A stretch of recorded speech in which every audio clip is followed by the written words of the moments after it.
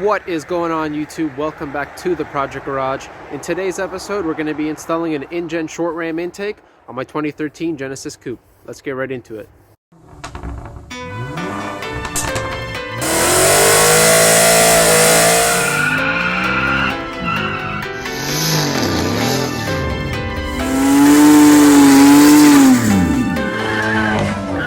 What's your name?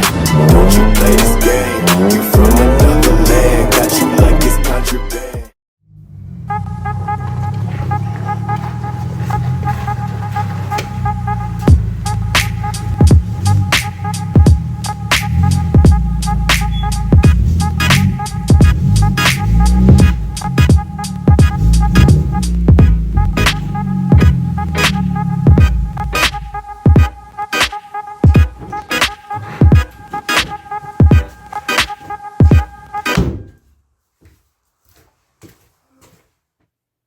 Alright, so before we get started, I'm going to show you guys what you get in the box when you first open it. So first things first, you get the black shield that goes from the pipe to the actual filter. It's actually got a nice textured finish. It's like almost like it's powder. I don't think it's powder coated, but it's got a nice finish on it. It seems pretty durable. Apparently it has a scratch from factory already. That's interesting. The next thing you're going to see is your intake. Well, the actual intake piping itself. Goes from the turbo to the filter. I'm assuming this is the turbo side, this is the filter side. I opted for the chrome or the polished finish instead of the black. Mainly for two reasons. One, the black wasn't in stock, and the second reason is I just think the chrome will look better than the black. I really don't like the black. I feel like the black one gets scratched easily. But so I honestly prefer the chrome a lot better. The next thing we're going to have in the box is the actual filter itself. It's a pretty small filter. It's blue. I don't think you're able to clean these ones, but I don't know. Looks pretty decent. The next thing is the hardware. So you get some fittings, some hoses, and some more. I guess this goes from the turbo to the intake or something like that. You get a couple screws down here, and then obviously the instructions.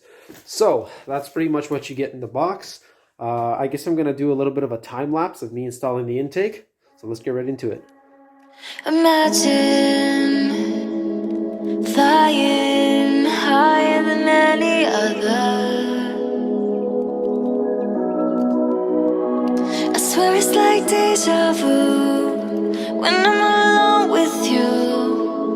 You say the last time was the last time, but I know you always come back through. Your heart's elastic. It's like every time you try to leave, you end up where you started. Alright, so as you can see, I finally got that the OEM intake off. There's the tiny little turbo.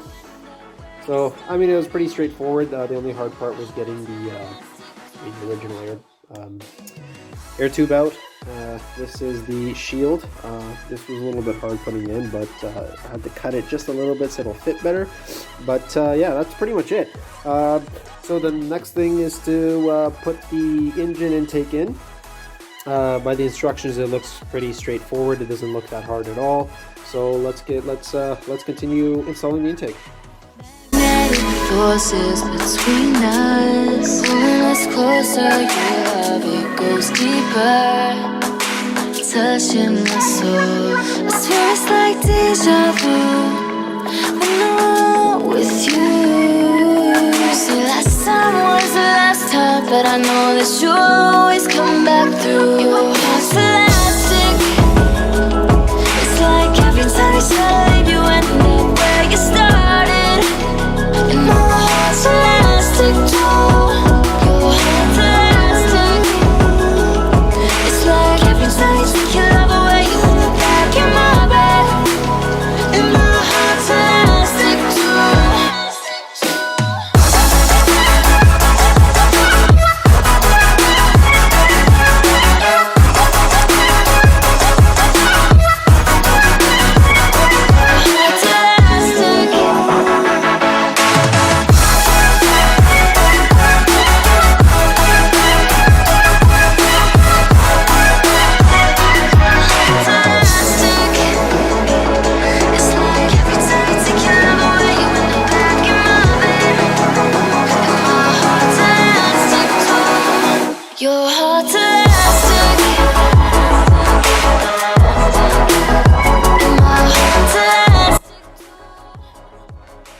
right, the intake is finally in. It did take a little bit of time.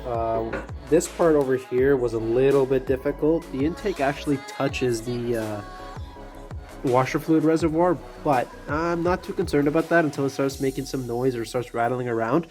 By the picture, it looks like it's supposed to be further up, but this is as far up as we can get it.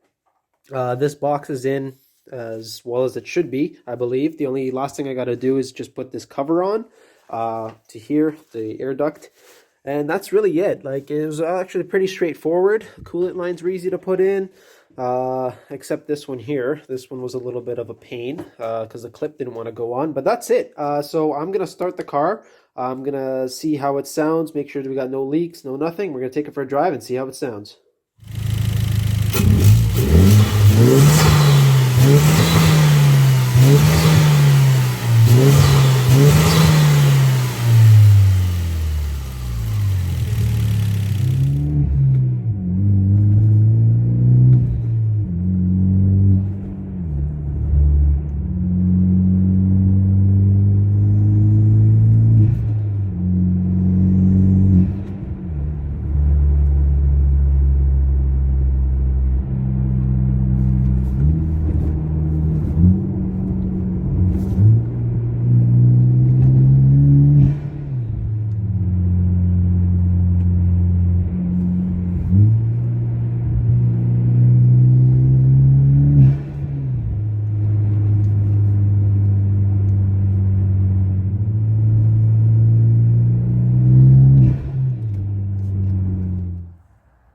All right, so as you guys seen in the last couple clips, the intake sounds amazing. Not only does it sound amazing, but it looks amazing in the actual engine bay itself.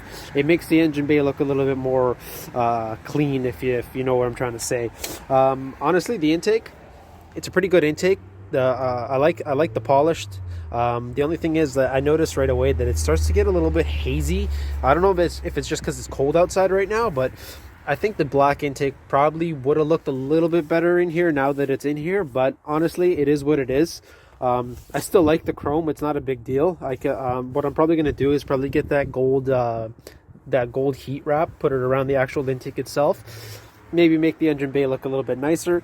I definitely do want to get a blow-off valve next because this is not loud enough. Like, I was hoping that the intake would flutter, but it doesn't flutter. It whooshes, as you guys heard in the last couple clips.